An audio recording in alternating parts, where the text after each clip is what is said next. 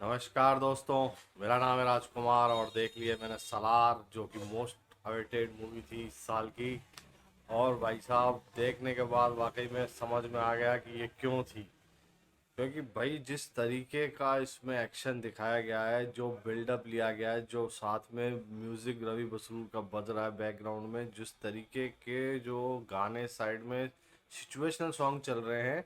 हालांकि उसके जो लिरिक्स डब किए गए थे वो थोड़ा सा जो है समझने में वो लगेगा कि थोड़ा ज़्यादा वो केजीएफ जैसा गुनगुनाने वाले नहीं है, लेकिन सिचुएशन के हिसाब से बड़े ज़बरदस्त हैं। और मतलब जिस तरीके से बिल्डअप लेते हैं ना कहानी का, ये मतलब इंटरवल से पहले कहानी का सिर्फ बिल्डअप ही लिया गया है ये दिखाने के लिए कि प्रभास चीज़ क्या है। और जब उसके बाद एक्शन भी बीच में आ जाता है, काफ़ी टाइम के बाद आता है, लेकिन जब आता है तो इतना धांसू तरीके से वो बिल्डअप की वजह से ही वो एक्शन सबसे बढ़िया लगता है। वो जब वो कोयल माइन में काम करने वाला होता है और वो जब वो सुश्रुति हसन की जिम्मेदारी मिलती है उसको बचाने की, और जिस तरीके से वो उसको बचा रहा होता है, तो लोग सोच रहे होते हैं कि यार ये, वो भी सोच रही होती है कि ये मेरे पीछे गुंडे क्यों पड़े हैं। कृष्णकांत उसका बाप होता है, श्रुति हसन का। वो इंडिया आ जाती है और फिर उसको बचाने की जिम्मेदारी इंडिया में प्रभास को मिलती है, जो कोयल माइंस में काम कर रहा होता है, मैकेनिक टाइप का कुछ काम होता है उसका, जो भी है।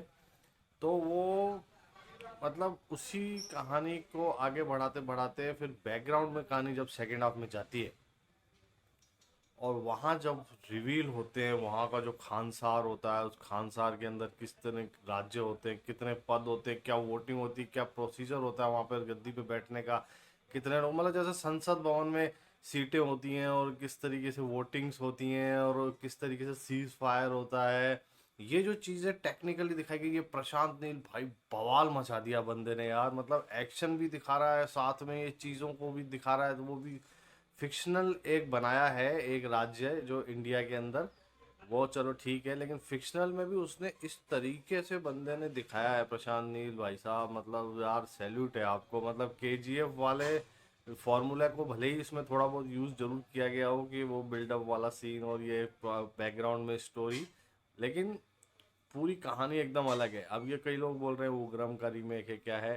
देखिए वो फिल्म भी देखी है मैंने, लेकिन ये सिर्फ उसके अंदर एक दो कैरेक्टर हैं जो कि उस जैसे हैं, बाकी जैसे माँ बेटे हैं और वो श्रुति हासन को बचाने वाला, लेकिन इंटरवल के बाद जो कहानी अलग ही तरीके से बिल्डअप लेती है ना, वो आपको लगेगा कि यार ये तो वही बात हो गई कि कहीं से थोड़ा बहुत मोटिवेशन उठा लेना, और ये तो हर फिल्म में ही करते हैं।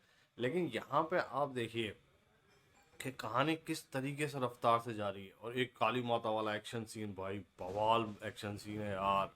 उसमें तो रोंगटे खड़े हो जाते हैं। मतलब वो बच्ची को बचाने वाला सीन देखो आप, और उसमें वो बार बार मतलब वो गले काटना, तलवार, वो पाँव वाँव का ब्रूटली है। ए सर्टिफिकेट तो खैर सही है इसका, ये वाकई में बहुत ब्रूटली मूवी है। और इसके बाद क्लाइमैक्स में जिस तरीके से राज खुलते हैं, ट्विस्ट एंड टर्न्स खुलते हैं ना, वो चीज़ बहुत एक्साइटेड करने लग जाती है।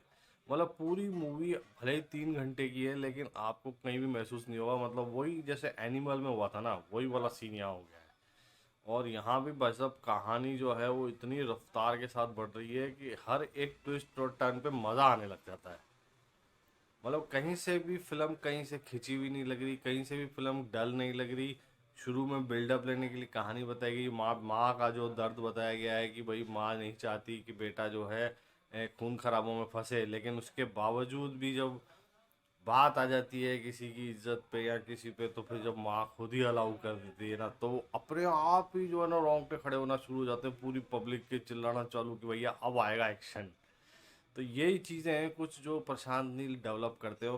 प्रभास ने तो भाई साहब जो अपनी गलतियों से सीख के आगे बढ़ता है, वो बंदा है प्रभास। और उसने दिखा दिया है कि भाई साहब बाहुबली वापस आ गया है, और इस बार वो मारेगा, काटेगा, रिक्वेस्ट भी करेगा, सब कुछ करेगा, अपने दोस्त के लिए करेगा, अपनी फैमिली के लिए करेगा। दोस्त वो जो पृथ्वीराज सुकुमार भाई साहब, उन्होंने भी, हालांकि उनका रोल काफ़ी इंटरवल के बाद ही आता है, लेकिन जितना है उतना उन्होंने अच्छा किया। और दोस्ती जो उनकी निभाई गई है बचपन, वो तार को, करंट वाली को पकड़ लेना, उसका प्रवास का छोटा प्रवास होता है जो, फिर वो उसका, उसके लिए अपने सुकुमारन अपनी कड़ा उतार के दे देना अपनी उसकी माँ को, और उसको बचाने के लिए दोनों, मतलब दोस्तों की जो दोस्ती दिखाई गई है, वो दोस्ती क्यों बाद में दुश्मनी में बदलती है, ये आपको इसमें देखने को मिलेगा।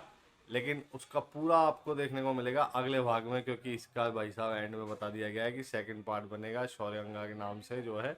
और वो क्या है, क्यों है ये, कौन से कबीले हैं, क्या होते हैं, ये कहानी भी इसमें दिखाई गई है। बहुत ही मतलब एक एक कैरेक्टर को जिस तरीके से प्रेजेंट किया गया है वहाँ पे, खानसार में कौन कौन थे, कौन कितने कबीले थे, किसका पद किसको मिलने वाला था, फिर किसने गेम खेला और उसको क्यों मरवा दिया गया पूरे कबीले को, उसके बाद क्या हुआ, ये जो चीज़ें ये रिवील करने वाली नहीं, ये देखने वाली चीज़ें, समझने वाली चीज़ें, थोड़ा भी दिमाग भी लगाना पड़ सकता है। तो ये लोग ये कह रहे हैं कि ये सिर्फ मास ही फिल्म है, तो भाई साहब ये क्लासी प्लस मासी फिल्म है, ये देखने वाली फिल्म है। ये अगर नहीं देखी ना आपने तो आप मिस कर जाओगे, एक अच्छी फिल्म मिस कर जाओगे। तो मैं तो भाई साहब इसमें दूंगा 5 में से 4.5 स्टार। और अगर आपने ये मूवी देख ली है तो बताइए आपको कैसी लगी, और मेरा वीडियो पसंद आ लाइक और सब्सक्राइब कर दीजिएगा। मिलते हैं दोबारा से, नमस्कार।